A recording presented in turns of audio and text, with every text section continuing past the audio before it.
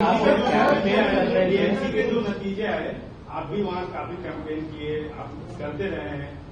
जो ठाकरे ब्रदर्स का जो गठबंधन था, अब आप रिजल्ट आ गया। आपसे मैंने 2 दिन पहले पूछा था, आपने जवाब साफ साफ नहीं दिया था।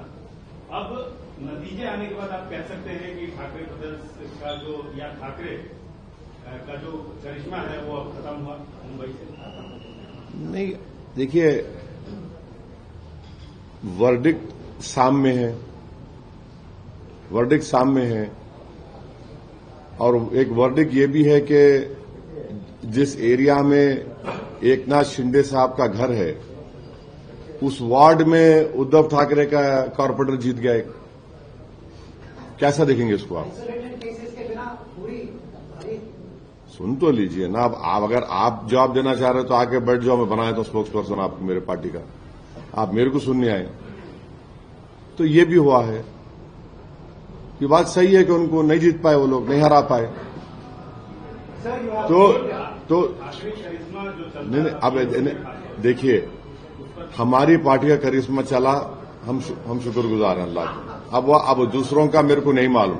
नहीं, सुनिए, नहीं, देखिए, जूता मैं पहनता हूं तो मैं अपने जूते की पॉलिश करता हूं, समझे ना।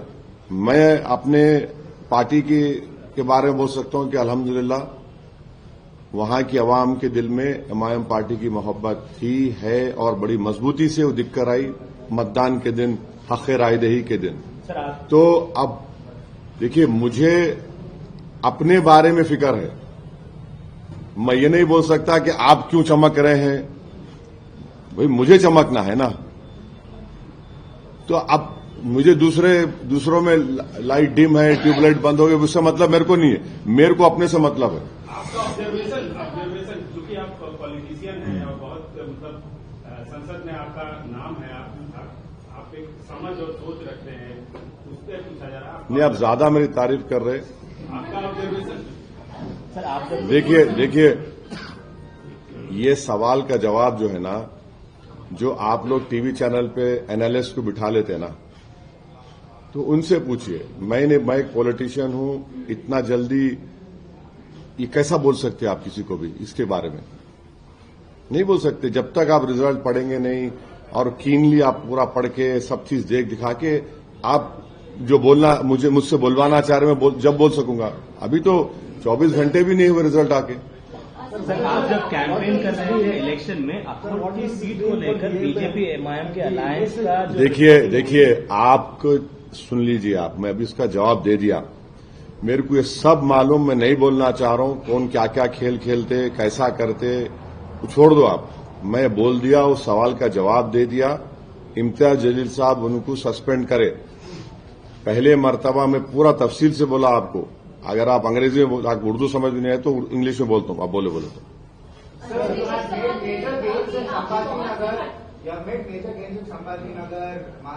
Amravati. These places used to, before in the previous elections, a strong traditional base for Congress. Again, the talk of whether MIM is cutting into the strong Congress strong base is arising. What questions is this? Are we living in a feudal system? You please tell me. Anyone can come and contest against, then you don't contest against me. Your information is wrong. Last time, you know how many corporators we won in Aurangabad? Please tell me. No, how many we won? Last time, you don't know. We won 25.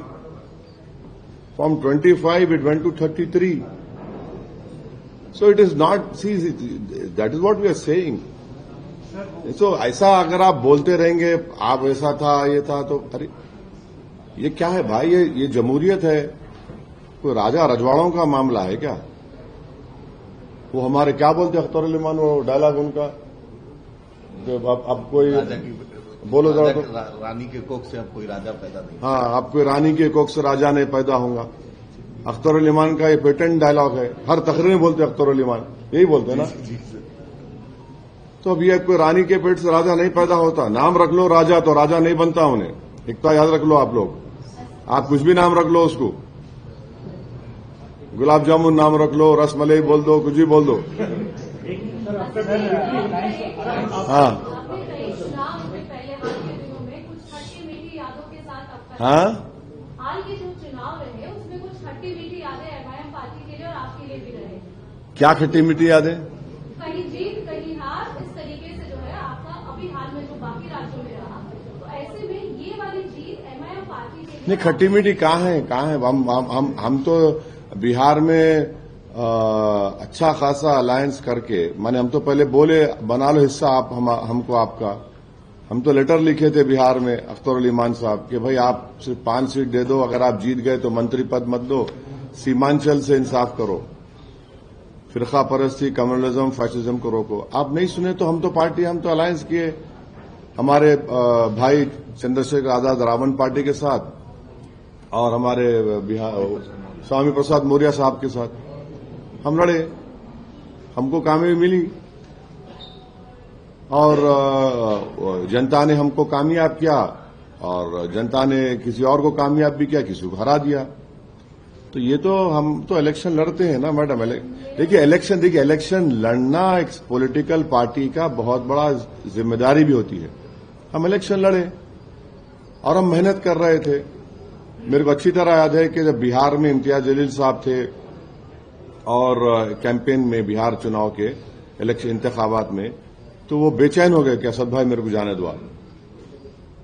Dates आ गए थे ना, जब dates आ गए थे तो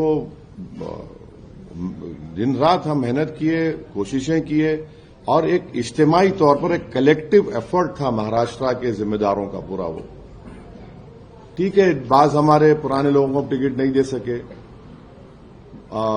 वो लोग नाराज भी थे। मैं जाकर उन जितने लोग मुझसे मिले मैं उनको समझाया और वो मेरे विवाद को समझे कि भाई आप पार्टी में आ जाओ, काम करो पार्टी का, आपको पार्टी का काम करो। आप म्युनिसिपल कॉर्पोरेटर ने तो पार्टी तो है ना। तो जो लोग जिनमें इखलास था, जिनमें पार्टी से मोहब्बत थी, वो आए, मुझसे मिले और बहुत मेहनत किए। चाहे वो शेख अहमद हो, नासिर सिद्दीकी हो, हमारे असद चाउश हो, फैजान रिजवी हो, ऐसे बहुत से लोग हैं। अब जो नहीं सुनना चाह रहे थे उनकी मर्जी है, वो इलेक्शन लड़े, नतीजा सामने आ गया। ये चीज कितनी अहमियत रखती है मैडम देखिए, मैडम हर चाहे वो एक छोटा एमपीटीसी के इलेक्शन की जीत हो, मैं उसको अपने सर और आंख पे उठा के रखता हूं। तो हर कामयाबी मेरे लिए बड़ी होती है। हम ये नहीं ये एमपीटीसी का है, ये जेडपीटीसी का है, ये कॉर्पोरेटर का है, ये सब नहीं। हर कामयाबी, एक छोटी सी कामयाबी हमारे लिए बड़ी अहमियत रखती और हम उसको अपने दिल के बड़े करीब रखते हैं और उससे हमको खुशी मिलती, हमको और कॉन्फिडेंस हमारा बढ़ता। हाँ, चुनाव लड़ना, अगर कहीं चुनाव है तो वहां चुनाव लड़ना राजनीतिक पार्टियों की नैतिक जिम्मेदारी, ऐसा आपने कहा, तो उस नैतिक जिम्मेदारी को आप बंगाल में निभाएंगे? अभी देखिए ना, आपको बहुत जल्दी है ब्रेकिंग न्यूज करने की, ठहरिए ना अभी।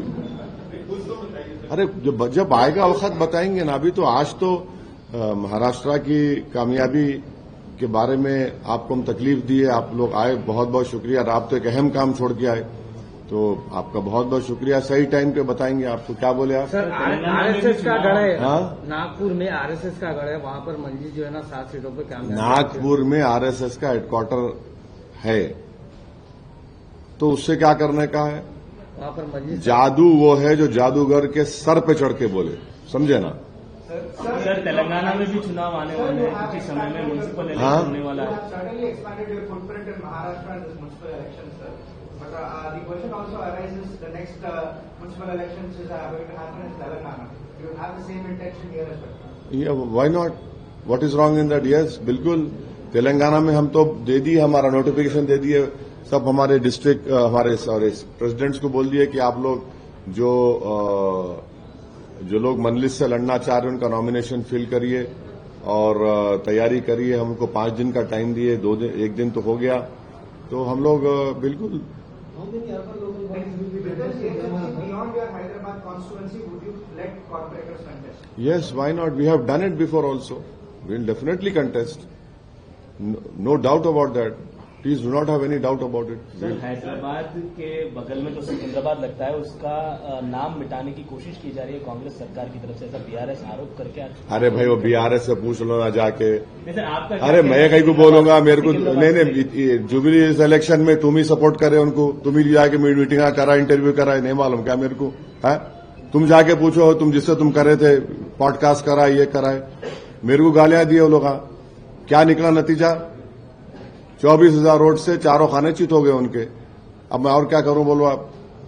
वहां दूल्हे भाई बाहर बैठे हुए हैं बिहार में और हमारे गालियां दे रहे। अरे तुम इलेक्शन लड़ रहे, आप इलेक्शन लड़ा रहे, हमारे को बोल रहे आप। पोलिंग के दिन पूरे उतर गए दूल्हे भाई की तलवार बन के, कौसर मोहिउद्दीन घर पे चले गए, कौसर मोहिउद्दीन के घर के लोगों को गालियां दिए टीआरएस वाले जाके 8-8 10-10 गाड़ियों कॉन्वॉय में जाके। अब मैं क्या करूं? उससे मेरे को क्या करने का है? मेरे को लड़ना है, लड़ूंगा मैं, सबसे लड़ूंगा मैं, पार्टी है। सर, महाराष्ट्र चुनाव से अलग हटके एक सवाल की इजाजत देंगे आप? नहीं बिल्कुल करिए ना, आपको पूरी इजाजत है, जवाब देना मेरी जिम्मेदारी है। सर, उत्तराखंड का एक मसला है कि वहां गंगा घाट पे हल्की बॉडी पे नॉन हिंदू जोन घोषित मतलब हिंदू जोन घोषित करने का, नॉन हिंदू नॉट अलाउड का वो करने का मांग हो रही थी। अभी कुछ पोस्टर देखे गए वहां की। ये जो है संविधान के खिलाफ है, ये अनटचेबिलिटी है, ये संविधान के खिलाफ है, ये राइट टू इक्वालिटी के खिलाफ है। आप इस तरह अगर कानून मानते रहेंगे तो फिर क्या हो जाएगा फिर? भाई देखिए जो धर्म के रिचुअल्स हैं वो जाहिर है वो उसी धर्म के जिम्मेदार पंडित लोग करेंगे जो भी रिस्पॉन्सिबल करेंगे, मगर आप बोलेंगे उस इलाके में ही नहीं आना बोले तो कैसा होगा भाई? किस बुनियाद पे करेंगे आप? टीटीडी में आपको लिखना पड़ता है कि आप हिंदू धर्म को फॉलो करते, वो शुरू से चले आ रहा है। तो ये कहां ले जाके छोड़ेंगे देश को फिर आप? तो उनको देखना चाहिए जो ऐसा इस तरह की बात कर रहे हैं। और गैर जरूरी कि आप, अरे भाई नौकरी क्यों नहीं देते? नौजवान बच्चों को नौकरी दो ना, नौकरी नहीं देते। आप ही के उत्तराखंड में एंजल चीमा को मार दिया गया, उसको चिंकी विंकी झूठे गलत बातें बोलकर, जो बच्चा एमबीए कर रहा था, जिसका बाप बीएसएफ में सिपाही है, जो हमारी सरहद की हिफाजत कर रहा है, उसको आप माने उसको जस्टिफाई कर रहे मार के। फिर आप, वो नफरत है फिर वो, क्योंकि वो आपकी तरह नहीं दिखता। ये जितने जो लोग जो फिरका परस्त इस तरह की बात करते हैं, उनको लगता है कि सब लोग हमारी तरह रहना। अबे तुम हो कौन? हम सब तो एक ही उसमें पैदा हुए ना। तुमने एंजल चीमा को मार दिया, उसमें कुछ नहीं बोलते, अभी सब भूल गए लोग। वो बच्चा, नौजवान बच्चा 22 साल का अपनी जान से महरूम हो गया। तो ये गलत हो रहा है। ये महाराष्ट्र के जितने सीएम एकनाथ शिंदे कल बयान दिए कि मंजिल की कामयाबी देश के लिए खतरा है। तो ऐसा है, उनको खतरा नजर आ रहा, उनका जो बर्फ पिघल रहा ना, वो आइसक्रूट का गोले का किस्सा मालूम ना आपको? वो हो गया वो, तो बर्फ पिघल रहा उनका, तो उनको कुछ नहीं दिखा तो हमारे को बोल रहे। औरंगाबाद में उन सभा में थे, एक पतंग आ गई, पतंग कटी कटी कटी बोले। अब किसके कट गई औरंगाबाद में? उन्होंने बोले कटी कटी कटी, जलील कटी जलील कटी। अब हो गया, पूरा कट गए। उन्होंने एकनाथ शिंदे साहब को हम बोल रहे कि आपकी बर्फ पिघल रही, आप जिसके साथ है ना उन्हें पूरा बर्फ पिघला रहे आपकी। स्लोली स्लोली आप जा रहे आप। सर, देश में 12 महीने चुनाव के बाद चुनाव। हाँ हाँ, तेलंगाना में नहीं, अभी तो सब कुछ भी नहीं है ना, कुछ भी नहीं है अभी तो। मतलब सभी जगह से सभी कैंडिडेट से हाँ लड़ेंगे जब हालात सिचुएशन देख के उस वक्त क्या होता। अभी तो बोलना, अभी तो नहीं है कुछ। अरे तुमको बंगाल ऐसा है यार कि मिष्टी डोई तुम खिलाना चाह रहे क्या? मेरे को कैसे दिख रहा है? मेरे को ठहरो जरा। हाँ लड़ेंगे, अरे बंगाल का बताएंगे आपको। बताएंगे जल्दी क्या है उसमें। सर, देश में चुनाव के बाद चुनाव होते रहते हैं। 12 महीने आप चुनाव में बिजी होते हैं, आप प्रधानमंत्री हो, तो अब देश का माहौल ऐसा हो गया कि हिंदू और मुस्लिम यानी कि रोज अखबार उठाकर देखो, एक बात तो इस असदुद्दीन अवैसी देश को कहां तक सुरक्षित रखने की कोशिश। एक बात सुनिए, आप चुनाव के खिलाफ है? बिल्कुल नहीं है सर, लेकिन ऐसा एक ठहर देखो, चुनाव तो होंगे ना। आप ऐसा दिख रहा है आप डिक्टेटरशिप की जहनियत के हामिल है। आप चुनाव तो होंगे ना भाई। नहीं दो जनता की तरफ से नहीं। आप एक बात सुनिए, आप एक बड़े सहाफी हैं, काबिल हैं आप, माशाल्लाह से आपको अल्लाह ने बहुत अच्छा जहन दिया है। अगर आखिरी चुनाव कब हुए थे भाई महाराष्ट्र में म्युनिसिपल कॉर्पोरेशन के? कब हुए थे? खत्म कब? उनका 2017 में उसका टेन्योर खत्म हो गया।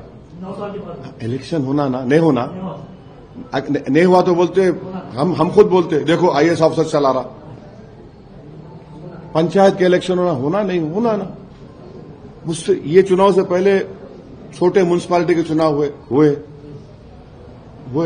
अब आप एक दिन बोलेंगे अरे होना ही नहीं चुनाव, माने आप तो मोदी जी की जबान में बोल रहे कि 1 नेशन 1 इलेक्शन कर दो। अरे ऐसा कैसा होगा?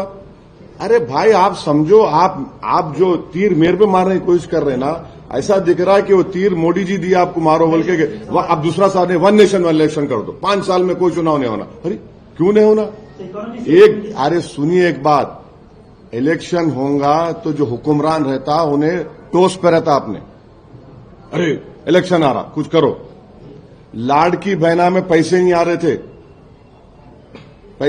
थे वो जो औरतों, अब दिए ना, इलेक्शन है बोल के दिए ना, अब बाद में भूल जाते होंगे, भूलते। इलेक्शन से रूलिंग पार्टी के लोग फिक्रमंद रहते।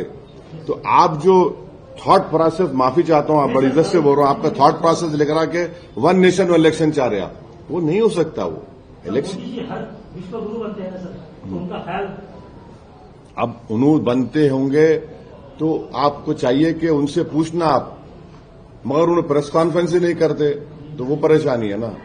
आप जरूर पूछिए उनसे, मैं भी तायद करता हूं, पूछो आप कि ये क्यों हो रहा, ये क्या हो रहा। मगर चुनाव तो होंगे ना भाई, इलेक्शन नहीं होना बोल तो क्या मतलब? अब आप मेरे को ऊपर हर चुनाव में जाएंगे, मैं क्या करूं? एक बात सुनिए, चुनाव नहीं रहता, मैं मेरे हेडक्वार्टर में आके बैठे रहता हूं यहाँ पे 11 बजे से लेके 3 बजे तक, फिर एरिया में जाता हूं, लोग लाके शादी का रुखा देते, बाद वक्त 12-12, 13-13 शादी रहते। और माशाल्लाह से हैदराबाद में क्या है, दूल्हे मियाँ जो है 10:30 बजे आते। मेरे को कभी सोचता हूं मैं कि इन्हें 10:30 बजे आए तो घर को जाके दुल्हन का चेहरा कब देखता हूंगा इन्हें। आप बिलीव नहीं करेंगे, मेरे को बाज वक्त तो जो अहम लोग रहते 11:30 बजे बुलाते। अरे मैं पूछता हूं यहाँ 11:30 बजे रात को क्या है बाबा, तुम घर कब जाएंगे? अरे चले आते।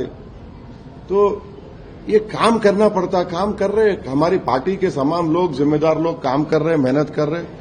इलेक्शन देखिए, मैं क्या एनजीओ हूं, एक पेपर पढ़ के वो ऐसा हुआ था, मैं पॉलिटिकल पार्टी का है, हम जिम्मेदार हैं। अब उन्होंने बिहार से क्यों आए बिहार से? उनको बुलाया, आदिल को, कोर्ट में केस जा रहे थे, दिल्ली में थे, मैंने तुम निकल के आओ, आए उन्होंने। पिछले 15 दिन से महाराष्ट्र में फिर रहे। तो पार्टी का काम है, हम लोग पॉलिटिकल पार्टी के मेंबर है, हमारा ओढ़ना बिछोना पार्टी के लिए काम करना है। अब पार्टी का काम इलेक्शन में भी होता है, इलेक्शन नहीं रहा तो जनता का काम में मसरूफ होते। सर, आपकी कंस्टिट्यूंसी में 2 दिन पहले कुछ गड़बड़ हुआ, का मामला था, अभी क्या हालात है? अभी तो हालात पुरअमन है, मगर कांग्रेस गवर्नमेंट को ये देखना है और पुलिस के जो बड़े बड़े जिम्मेदार हैं उनको देखना है कि हैदराबाद में रात में गड़बड़ क्यों हो रही। पिछले आप 3-4 साल के इंस्टेंसेस और इंसिडेंट्स निकाल के देख लो, ये रात में क्यों हो रहा भैया? ये इस पे फॉलो अप करना। और भाई साहब आप बात नहीं करना, हटिए वहां से, बात कर रहे हैं, बात करेगा, हटिए, आप कहीं बैठे रहे हो, हटिए उधर से। तो ये इंसिडेंट्स क्यों हो रहे? और मैं जिम्मेदारी से बोल रहा हूं कि जो पुलिस का जो इंटेलिजेंस का नेटवर्क है वो बिल्कुल कमजोर है हैदराबाद में। इनको मालूम ही नहीं हो रहा क्या हो रहा। और चौथी बात यह है कि इनके जो सो कॉल्ड पीस कमेटी के मेंबर हैं वो बेचारे तो खाली उर्दू की शेर शायरी में बल्कि फुलकार पिना के बढ़ जाते खामोश, वो खाली तस्वीर कराना वही चल रहा। तो ये इस पर गौर करना जरूरी है। ये कम्युनल फोर्सेस को मौका नहीं देना चाहिए। और सबसे अहम बात यह है कि हैदराबाद एक ब्रांड है, सिर्फ तेलंगाना के लिए, पूरे देश के लिए, और एक इकोनॉमिक हब बनते जा रहा है ये। अब ये सरकार फ्यूचर सिटी को प्रमोट कर रही, ये इंसिडेंट्स क्यों होना? फिर नहीं होना चाहिए। तो इनको सोचना चाहिए, गहराई से, डीपली सोचना चाहिए।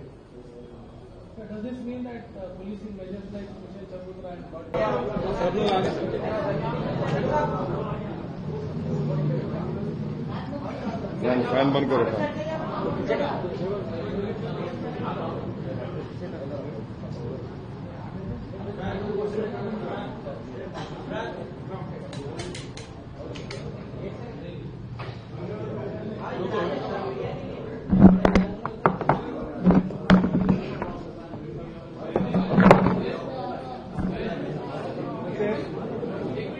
वही बंद करो।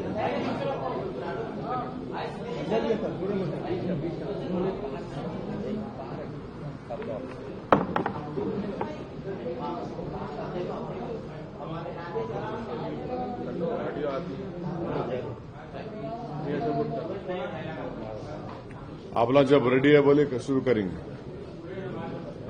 देखो, आवाम जो है पीछे से हट जाओ, मीडिया के लोगों का कोई रहना नहीं, आवाम रहने नहीं, आप हटिए।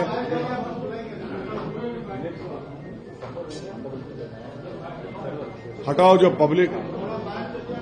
हमारे सलीम बेग साहब, देखिए, हटाइए प्रोग्राम, हटाइए। इससे एनटीवी जर्नलिस्टों के अरेस्ट के बारे में क्वेश्चन करो, बल्कि पर करूं सर? वो आप कर लो, आप जो पूछना है पूछो। Okay sir. आप मीडिया के नहीं, हट जाओ, आप हट जाइए, आप हटाओ उनको। आपने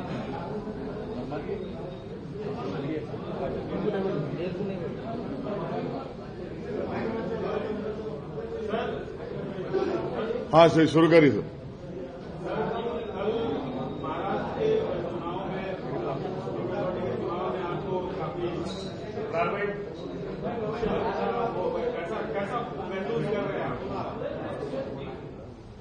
तो सबसे पहले तो मैं आपके सवाल का जवाब देने से पहले दो बात पहले बोलना चाहूंगा। एक तो ये कि कल जो बालासोर उड़ीसा में एसके मोहम्मद मकानदार का जो गौरक्षकों ने मॉब लिंचिंग के जरिए उनकी मारकर, उनकी गाड़ी को रोककर हत्या की, मैं उसका सख्त मजम्मत करता हूं। और अफसोस की बात यह है कि उड़ीसा में बीजेपी की सरकार है। पहले एक एफआईआर तो मरने वाले पर और ड्राइवर पर बुक हो गया, और बाद में जब मीडिया में से प्रेशर बढ़ गया तो उसके बाद 103 सबसेक्शन 2 में मर्डर का चार्ज लगाया गया। ये बीजेपी जहां जहां पावर में है वहां पर इस तरह से खुली छूट दी जा रही है सो कॉल्ड गौरक्षकों को। वो किसी को भी मार सकते, किसी को भी रोक सकते, मनमानी कर सकते, रूल ऑफ लॉ को खत्म कर सकते और फंडामेंटल राइट्स को खत्म कर सकते। और ये कंटिन्यूअसली हो रहा है। ये इन लोगों को जो एक लाइसेंस दे दिया गया है कि तुम किसी को भी रोक सकते, पीट सकते, और अगर तुम्हारे दिल को खुश करना है तो तुम किसी की जान भी ले सकते।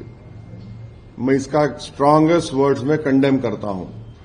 दूसरा यह है कि बैतूल में, मध्य प्रदेश में, एक नईम साहब जो अपनी जमीन पर आदिवासी बच्चों के लिए नर्सरी से लेकर क्लास 8 तक 20 लाख अपने पैसों का खर्चा किए, पंचायत से उनको एनओसी मिल गया, और जिस गांव में वो, जिस जगह पर वो अपना ये स्कूल खोल रहे थे ताकि बच्चे पढ़े, दलित आदिवासी, वहां पर सिर्फ 3 मुसलमानों के घर थे और एक झूठा रूमर उठा दिया गया।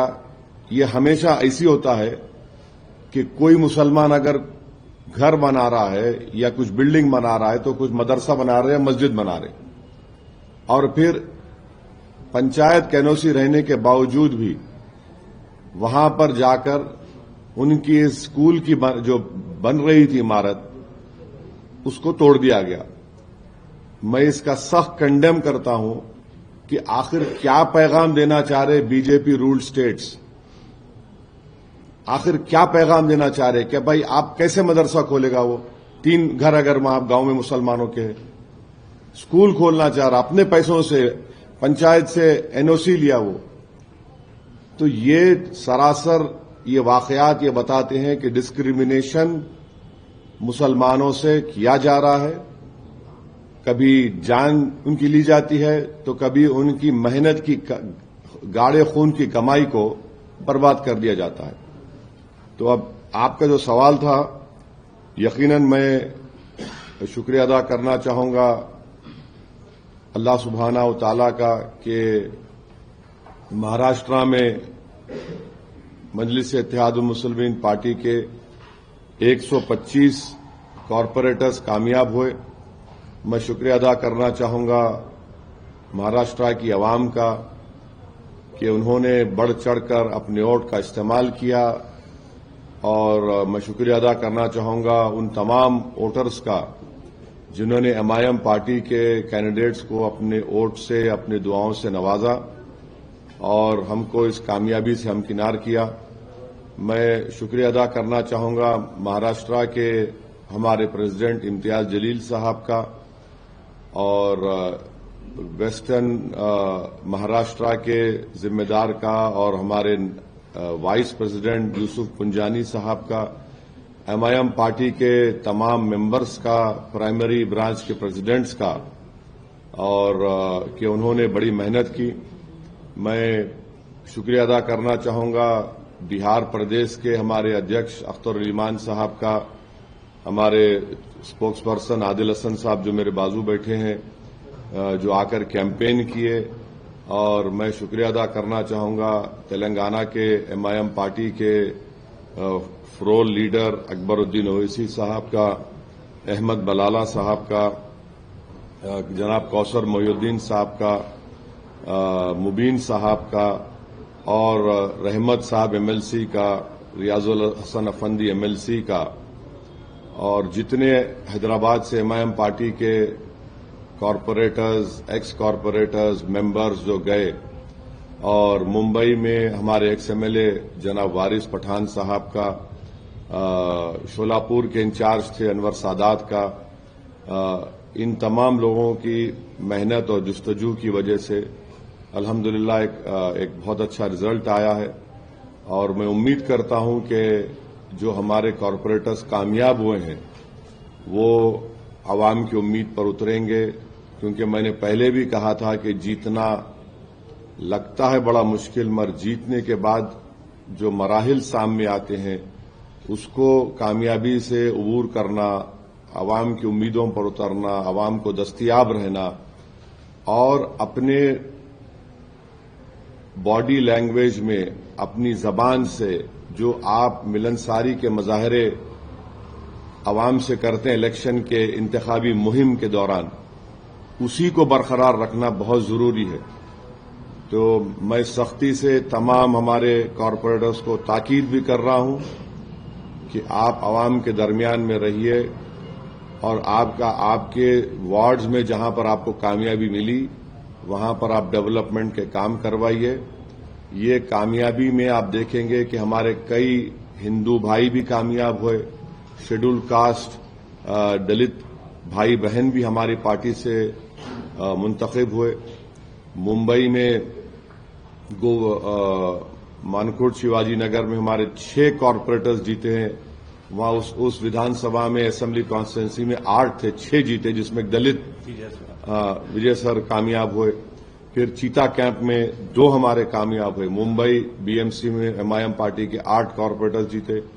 एक बहुत बड़ी कामयाबी हमको मिली औरंगाबाद में, जहां पर 33 हमारे कैंडिडेट्स कामयाब हुए हैं। वैसे ही मालेगांव में, नांदेड़ में, नगर में मुझे बड़ी तकलीफ है कि हमारे दोस्त समद खां साहब कामयाब नहीं हुए, मगर मुझे यकीन है कि अहमदनगर की आवाम समद खां के साथ है, हम भी उनके साथ हैं और साथ रहेंगे। तो इसी तरीके से आप देखेंगे अमरावती में हमारे कॉरपोरेटर्स जीते, अकोला में हमारे 3 कॉरपोरेटर्स जीते, मगर वहां पर अगर आप देखेंगे तो हमारे को उस अकोला विधानसभा में 62,000 वोट मिले। तो अल्हम्दुलिल्लाह ये अल्लाह का करम है और सबकी मेहनत जुस्तजू रही और हम सब ने अपने अपना रोल उसमें अदा किया। मैं उम्मीद करता हूं कि हम लोग अच्छी तरह से काम करेंगे। और फिर मैं स्ट्रांगली ये बात भी कहना चाहूंगा, जहां जहां एमआईएम के कॉरपोरेटर्स कामयाब हुए हैं वो पॉलिसी मैटर में कोई डिसीजन ना लें जब तक पार्टी का कोई फैसला नहीं होता। जाहिर है आपसे कंसल्ट किया जाएगा, आपसे बात होगी, चाहे वो कोऑप्शन का मेंबर हो, चाहे वो स्टैंडिंग कमेटी बनाने का, जो भी हो, इस मसले में पार्टी आपसे बात करेगी। उसके बाद जो डिसीजन होगा आप उसको जरूर फॉलो करिए। तो ये मेरे इनिशियल रिमार्क्स थे। अगर आप हमारे दोस्तों को अगर कुछ और मजीद सवालात करना है तो आप बारी बारी से पूछ लीजिए, मैं उसका जवाब देने के लिए तैयार हूं। सर, जैसा कि नागपुर में आरएसएस का आप पे तमाम तरह के आरोप लगते हैं बीजेपी को लेकर, अब वो आरोप जो है सवाल में तब्दील हुआ है, क्या मैच फिक्स था बीजेपी के साथ? अब ऐसा है ना कि जो आरोप लगाते, तो हैदराबाद में कहावत है, गिरे तो गिरे टांग मेरी ऊपर। तो अब मैं उसका तो इलाज मेरे पास नहीं। आप आरोप लगाइए, मुझे कोई फर्क नहीं पड़ता, मगर आप एक बात उनको समझना चाहिए कि अगर आप इस तरह से अनाप शनाप बक रहे हैं तो आप ना सिर्फ जो जनता निकलकर वोट डालकर हमको कामयाब करी, आप उनको तकलीफ दे रहे हैं। और उनको अगर आप तकलीफ देंगे तो मजीद और नीचे जाएंगे इंशाअल्लाह आप लोग। तो ये तो इलेक्शन था, हर एक को इख्तियार था अपनी पसंद नापसंद का इजहार करने के लिए। अब अगर औरंगाबाद में 33 मेरे जीत गए, मुंबई में हमारे 8 कामयाब हो गए, नांदेड़ में 14, मालेगांव में 21, अमरावती में 12, धुलिया में 10, नगर में 2, अकोला में 3, शोलापुर में 8, नागपुर में 6, चंद्रपुर में 1, मुमरा में 5, गोवंडी में 6, चीता कैंप में 2। तो ये तो आवाम का फैसला है। अल्हम्दुलिल्लाह ये हमारे पार्टी के जिम्मेदारों ने बड़ी मेहनत की, वहां पर दिन रात एक कर दिया। तो अगर वो लोग इस तरह से ये कहेंगे तो ये तो वहां की आवाम की तौहीन कर रहे हैं।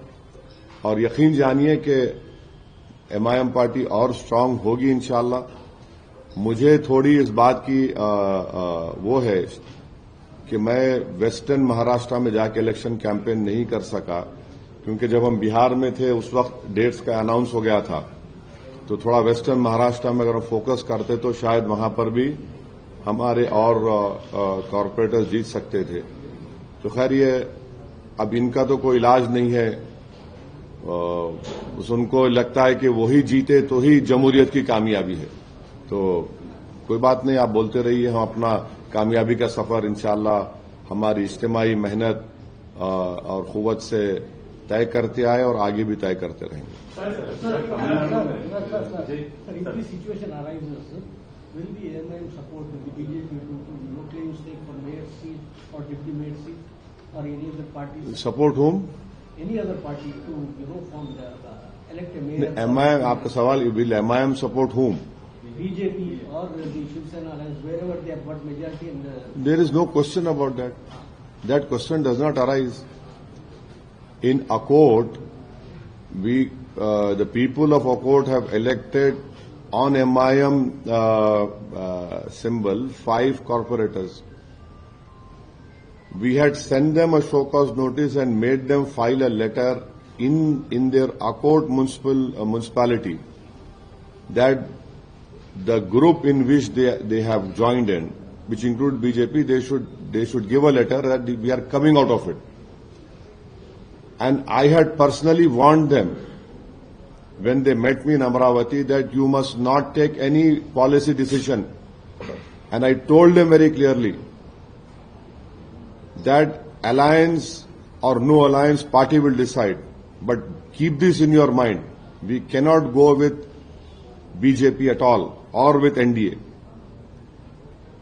So they did a mistake of supporting a BJP-sponsored candidate for the co-option member. Immediately, our state president Imtiaz Jalil Saab had suspended them. Sir, Bihar में जो आप पहली बार 5 सीटें आप जीते थे और आपकी खुशी तुरंत तब्दील हो गई जब किसी मजबूत सियासी पार्टी ने आपके लोगों को खींच लिया, तो क्या वो एक्सपीरियंस अभी आपके जहन में है कि यहाँ जो आपको जीत मिली है आपके लोग तोड़े जा सकते हैं, या उसके लिए क्या आप प्रिकॉशन रख रहे हैं? नहीं, अगर कोशिश करेंगे तो फिर इनको जनता की तरफ से तमाचा मिलेगा। बिहार में उन्होंने कोशिश की और क्या नतीजा निकला? उससे ज्यादा मेजॉरिटी से हम लोग जीते, उससे ज्यादा वोट हासिल किए। मेरे बाजू हमारे जनाब आदिल हसन साहब बैठे हैं, 80,000 वोट लेके 350 वोट से हार गए वो बलरामपुर से। तो ये चलने वाला नहीं है। अगर आप जनता के एतमाद को ठेस पहुंचाएंगे, अगर आप आवाम जो अपना फैसला दे रही उसको आप अपनी उसका सही लफ्ज ये है कि बर्बरियत, अगर आप अपनी बर्बरियत के मजाहरे इस तरह से करेंगे तो फिर याद रखिए आवाम भूलती नहीं उसको। सर आप लोग क्या तो ये अगर कोई हरकत करने की सोच रहा है तो उसको खैमियाजा भुगतना पड़ेगा। हम तो हर एतबार से कोशिश कर रहे हैं और हमको पूरा यकीन है, भरोसा है हमारे कॉरपोरेटर्स पर कि वो मजलिस इत्तेहादुल मुस्लिमीन के प्लेटफॉर्म से कामयाब हुए हैं। आवाम ने उनको उसी बुनियाद पर वोट देकर कामयाब किया, पतंग के निशान पर। तो हमको यकीन है कि इंशाल्लाह हमारे साथ रहेंगे और हम पूरे जो एहतियाती तदाबीर हम इस्तेमाल कर सकते उसको जरूर हम कोशिश कर रहे हैं। बात कर बीजेपी की जो पूरे स्टेट में और तकरीबन पूरे म्युनिसिपल कॉर्पोरेशन में जीत हुई, आप इसको डेवलपमेंट की जीत समझते हैं या हिंदू मुस्लिम पॉलिटिक्स की जीत समझते हैं बीजेपी? अब हम तो बीजेपी को हराए औरंगाबाद में, ऐसे वार्ड से हराए जहां पर लोग बोले थे अरे इन्होंने खाली कैंडिडेट दिए। यही सवाल हम और करे थे, आप कैंडिडेट दिए, डील कर लिए, आप बीजेपी जिताना चाह रहे। वहां पे हमारे दलित कैंडिडेट जीत गए। 2 प्रभाग में औरंगाबाद के यही इल्जाम लगाए इम्तियाज जलील के ऊपर कि फुला उससे उसको खुश करने को, इससे खुश करने को डील कर लिए। यही इल्जाम लगाए धूलिया में, हम तो हराए बीजेपी को वहां पे। तो अब ये वर्डिक्ट कैसा आया, क्यों जीते ये लोग, तो ये तो अब वो पार्टीज को तय करना है जो हमको भी गाली देते। तो आवाम का फैसला है। कैसा है ना कि अंग्रेजी कहावत है, victory has many fathers, defeat has none. तो वो डिफीट क्यों हुई, वो बड़े जय्यद लोगों को बोलना पड़ेगा। मगर जहां तक वोटर लिस्ट थी, वोटर लिस्ट सही थी, वोटर लिस्ट सही थी। अब इससे बढ़ के अगर कोई बाद में कोई निकलता है तो मेरे को नहीं मालूम, क्योंकि हम लोग देख रहे थे, वोटर लिस्ट को चेक कर रहे थे, तो वोटर लिस्ट तो चुनाव में सही थी। कई आरोप लगे हैं सर, वोटर कई लोगों के नाम नहीं आए हैं सामने, और कई लोग जब ईवीएम खराब होने की वजह से कई बूथ्स पर ऑल्टरनेटिव। देखिए, अगर ईवीएम काम नहीं करती है तो ईवीएम अगर 1 घंटा ईवीएम काम नहीं करती है तो इलेक्शन टाइम अगर 6 बजे या 7 बजे खत्म हो रहा है तो जितने लोग उस वक्त रहे उनको वोट डालने का इख्तियार दिया जाता है, या फिर इलेक्शन कमीशन जो टाइम लूज हुआ उसको दे भी देती है। अब जिसके नाम नहीं आए, ऐसा तो मेरे को तो मैं नहीं सुना पोलिंग के दिन, क्योंकि हम लोग क्लोजली फॉलो कर रहे थे एमआईएम पार्टी के जिम्मेदारों से, हमारे बिहार के, दिल्ली के शोएब जामाई साहब नागपुर के जिम्मेदार थे, सब लोग से हम कांटेक्ट में थे। तो ऐसा तो कोई ये नहीं बोला कि भाई पूरे एक वार्ड में इतना बड़ा नाम काट दिए गए, नाम नहीं आए, ऐसा तो मेरे को तो नहीं सुना। मैं हो सकता है ऐसा बात जगह पे हुआ होगा। Pattern which is happening in last few years, 70 to 80% incidents have happened in not in broad daylight. आप देख लो, रात में हो रहे पूरे. It is happening in the night. So of course there is room for improvement. Of course there is something which the police or the intelligence department police is not able to catch. That is where they should strengthen themselves. And time and again I have been consistently telling, whether it was TRS government or now the Congress government, see, law and order is not a political issue for me. It is an issue which concerns the safety of a common man. What happened when that incident happened 2-3 days ago? Lathi charge happened and many innocent people got hit by the police lathi. People who were going into marriage. They don't know, they were crossing that road. So there has to be some system must be created or strengthened so that these incidents do not erupt. And the best policing is that you should prevent such sort of incidents. It's not like looking for a needle in a haystack. But these are all areas which you know for a fact historically, that area had suffered a lot. And it really hurts me that I have worked with the Pardi community and continue to work with them. And we have done a lot of development work, and there are majority of the Pardi people are they don't want this incident. और वो जो पारदीवाड़े के एक historical जगह भी आप लोगों को नहीं मालूम शायद, वहां पर एक बेंच है, आप जाओ, जहां पर पंडित नेहरू बैठे थे आके। बोलो। हमला हुआ, इम्तियाज जलील पे भी हमला हुआ, तो उसके बाद क्या कार्रवाई हुई? जो हमला करे पूरे हार गए। आवाम बोली तुम हमला करे, अब हम जमहूरी वोट से हमला करेंगे, चारों खाने चित यूं मारे। पब्लिक बोली हम जा क्यों करेंगे, आउट, पूरे चारों खाने चित। सर रिसेंटली एनटीवी जर्नलिस्ट को अरेस्ट किया गया, सर उस पर आप क्या डीआरएस का सपोर्ट करिए? भाई देखिए, मैं महाराष्ट्र के इलेक्शन कैंपेन में था, हमारे बर्ख मेरे को मैसेज भिजाए थे, कहाँ है बर्ख है, तो मेरे को उसका तफसील मालूम करना है। अब ये क्या है उसका डिटेल मालूम करना है। बाज जर्नलिस्ट को छोड़ भी दिए बोल के मीडिया का रिपोर्ट्स है, बाज एक साहब को एयरपोर्ट पे पकड़े बोल के। तो सहाफी आजादी का मैं ख्याल रहा हूं, तो अब इस पर्टिकुलर इंसिडेंट के बारे में क्या है, मैं आप लोगों से बाद में बात करके तो तबसरा कर सकता हूं। Sir, on the international front, India is likely to either pull out from Chabahar port operations in Iran because of Trump's actions is a very big ongoing debate. So what do you think? Do you think India should still have a presence in Iran's Chabahar port? No, according to the Hindu newspaper and Economic Times report, we had transferred the money to the Iranians to build it, because we knew that according to the report of these two newspapers, that the sanctions will be coming. But Chabahar is very important for India, because that will give us an entrance to not only Afghanistan but to other Central Asian republics. And we hope that the government will not succumb to this pressure tactics, because end of the day, if one country is protecting their interests, we have all the right to protect our interest. We have to have a connection through Iran with Afghanistan and to the Central Asian republics. So we hope that that sort of independence the government of India will show.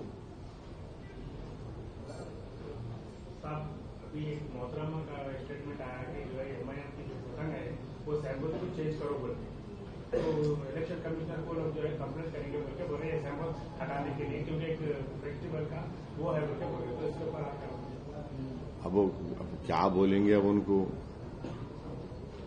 अब घर में जिसके symbol नहीं है उनको खाली यही symbol दिख रहा, तो क्या करेंगे? घर में सिंबल रहा तो रहता ना, अब घर में सिंबल नहीं है तो उन पतंग के पीछे पड़े हुए। अब मैं क्या बोलूं आपका क्या जवाब दे सकता हूं मैं?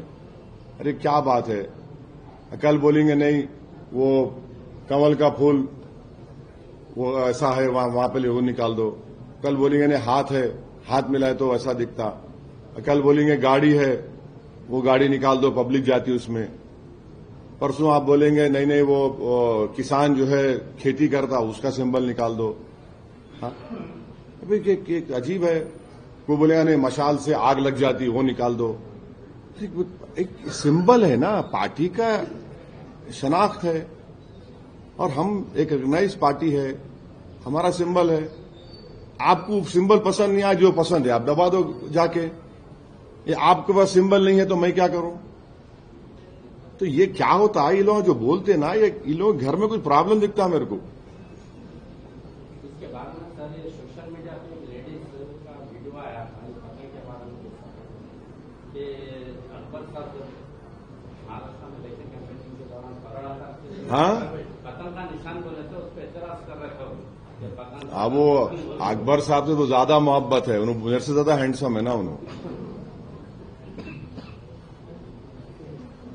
और कुछ तमिलनाडु इलेक्शन में बात क्या होगा अभी देखेंगे सर, देखेंगे। हमारे वकील साहब पार्टी प्रेसिडेंट है, सबसे बात करना है, बात करके हम लोग डिसाइड करेंगे। बिहार में बंगाल का जो है आदिल साहब को मैं भिजाया था, आदिल साहब से हम बात करने वाले हैं। उन्होंने जाके 3-4 दिन में गुजारे हैं, पूरा लिए हैं और हम बात करेंगे।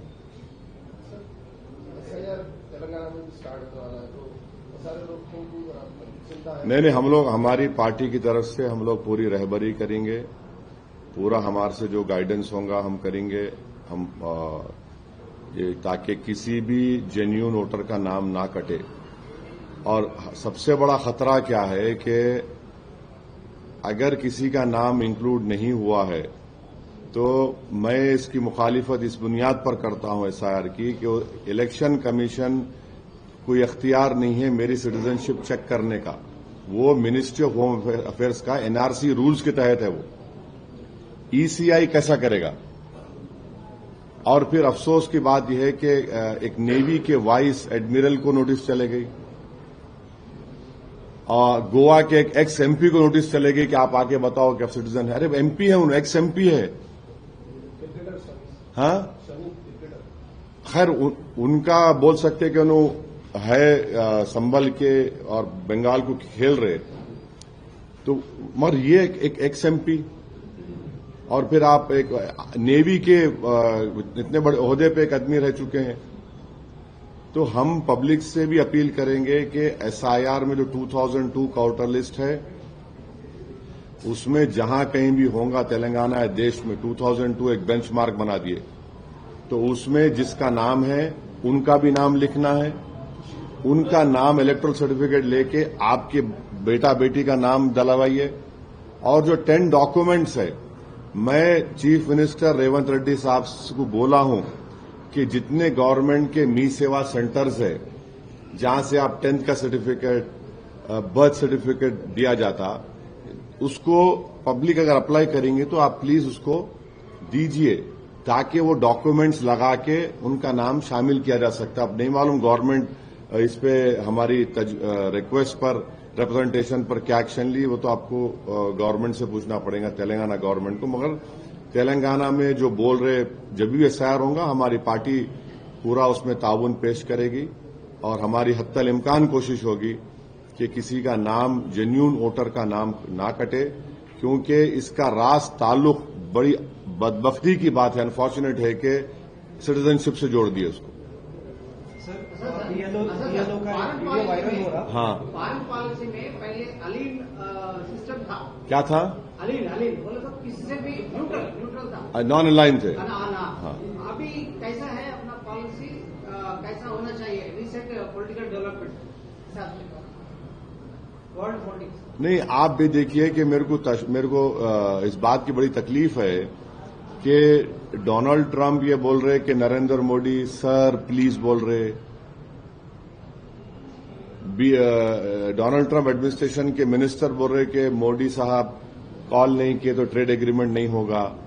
ये कैसा है? ये हमारे सरकार को तो रिएक्ट करना चाहिए। भाई बीजेपी है मगर देश का प्रधानमंत्री है ना, ये कैसा होगा? सर राजस्थान से एक बीएलओ का वीडियो वायरल वो बिल्कुल उन्होंने बोले कि जहां पे मुस्लिम वोट्स को निकालो बोले, तो ये तो इलेक्शन कमीशन को सुनना चाहिए, इलेक्शन कमीशन को सुनना चाहिए। और उनकी इस तकलीफ को मैं उनको सलाम करता हूं कि उन्होंने सच्चाई को बयान किया। यही तो हमारे को, इसलिए हम बोल रहे कि आप अपना नाम देखिए, एसआईआर जो है सिटीजनशिप से भी ताल्लुक उसका है, जो नहीं रहना चाहिए कानूनन। सुप्रीम कोर्ट में केस चल रहा, कब आएगा डिसीजन हमारे को नहीं मालूम। और फिर आपका वोट देने का राइट आपसे छीन लिया जाएगा। फिर आपका नाम निकल गया तो नोटिस दे सकते आपको। और उसके रूल्स में जो मेमोरेंडम इशू किया इलेक्शन कमीशन ने, अगर बीएलओ 2 मरतबा घर पे चले गए, आप नहीं रहे, तो उनको इख्तियार है कि फॉरेनर्स ट्राइब्यूनल को या फॉरेनर्स एक्ट के तहत उनको नोटिस भिजा देंगे। तो ये आसान नहीं है, इसको सब लोग सीरियस रहने की जरूरत है। हम तो तेलंगाना के जब एसआर शुरू होगा, मैं हमारे हैदराबाद के जिम्मेदारों से बातचीत किया हूं, इर्रेस्पेक्टिव ऑफ रिलीजन, सबको हम बोले कि हम लोग सब मिलके इसके ऊपर बोलना चाहिए कि जिसका नाम है और जो जेन्युइन वोटर है 18 साल के हो चुके हैं, उनका नाम आना चाहिए। पर हम लोग करेंगे पूरा। सर एक अनऑथोराइज पर्सन जो है हिंदुस्तान में पूरे घर घर जा रहे हैं, कार्ड चेक कर रहे हैं, जिनको कोई अथॉरिटी नहीं है, और मतलब बांग्लादेशी घोषित कर रहे हैं। नहीं, अनऑथोराइज है तो उनको आप बात ही नहीं करना, एंटरटेन ही नहीं करना, उनको उनसे बात ही नहीं करना, बात ही नहीं करना। और ये बांग्लादेशी बोलना, देखिए एक बात सुनिए, जो बीजेपी नहीं समझ रही है, अगर आप ऐसी तरह से बोलते रहेंगे तो बांग्लादेश में जो एक रेवोल्यूशन आया वहां पे, वो जनता का रेवोल्यूशन है। और बांग्लादेश स्टेबल होगा तो भारत के लिए बहुत जरूरी है स्टेबल बांग्लादेश, नॉर्थ ईस्ट के लिए। हम इस तरह से आप बांग्लादेशी बोलेंगे तो पड़ोसी है वो, वहां पर पाकिस्तान, वहां के आईएसआई, चाइनीज और ऐसी ताकतें जो भारत से नफरत करते वहां पर पहुंच चुके हैं। तो हमको इस बात सोचना है, भाई देश के हित में बात करो तुम लोग। देश के हित में यह है कि बांग्लादेश स्टेबल हो।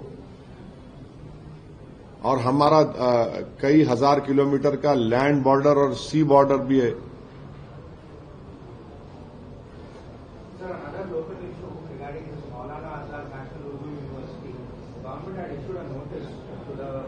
University regarding 50 acres of land being unutilized, and the students have been protesting that the state government or the university should not let go of that premises. What is your stand on this? Well, some Tom, Dick and Harry went and started criticizing me. Why should I react now? Those highly qualified people standing beside some highly qualified politicians who lost elections, every time they have to talk about my party. Why? Do they even know that how Manu was formed? Do they even know that during UPS time it was Asaduddin Owaisi who had got the then MOS HRD to Manu? Do they even know that it was Asaduddin Owaisi who had opened the first Manu school in Farooq Nagar? From class 1 to 10 CBSE course is being taught. Do they even know that 8 crores building was constructed on a police land with the permission of YS Rajshekar Reddy's government? And when YSR came over there to inaugurate that school building in Farooq Nagar, which I don't know, you have not gone over there. Sometime you must go and see the good work we have done. Rajshekar Reddy, he came in a bus. He said, "This is the building you want me to inaugurate?" I said, "Yes, sir." He said, "I will not inaugurate." I was shocked. I said, "Why are you saying this?" He said, "No, why? How can you get only one school? What about the whole of Andhra Pradesh?" In front of me, YS Rajshekar Reddy spoke to, I think so, the HRD minister was Kapil Sibal. And one Principal Secretary of HRD, who later on went to become the Chief Secretary of Chhattisgarh, Raj Secretary spoke on on a cell phone to these two ministers and saying that I want more such schools. If the Manu University is trying to give it to private people to develop that area, we also condemn that. And we don't want that if that land is given to Manu, it should remain with Manu. But to make such baseless allegations against MIM, this is a cowardly act. You want to fight me politically, come out and fight me politically. And don't tell me what about Manu. I know more about Manu. There is a standing committee report when I was a member of Ministry of Social Justice and Ministry of Minority Affairs.